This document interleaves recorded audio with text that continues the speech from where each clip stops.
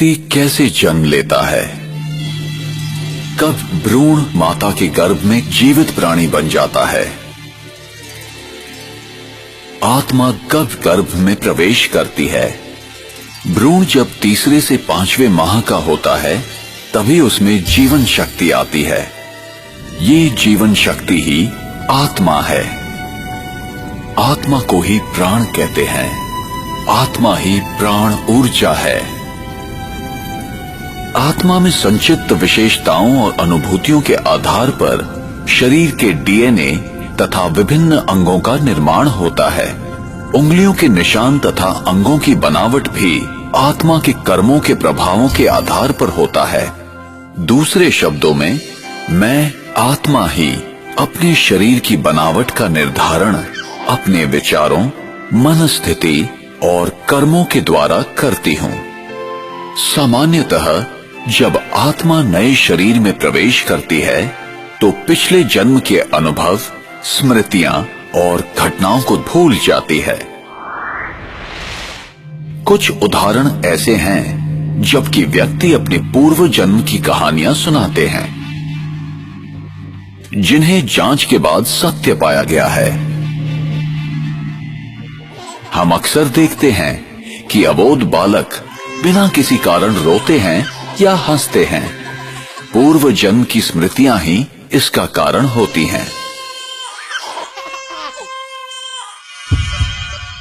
इसकी दूसरी ओर मृत्यु क्या है?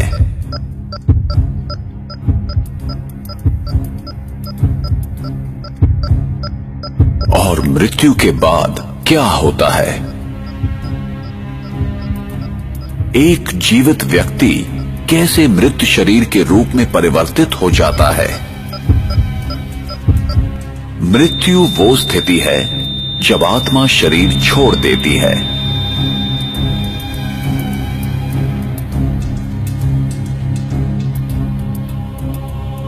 और आत्मा जब शरीर छोड़ती है तो वो शरीर जो खून, हड्डी, मांस से बना हुआ आत्मा का वस्त्र है, एक पुतला मात्र रह जाता है जो प्रकृति के पंच तत्वों में विलीन हो जाता है।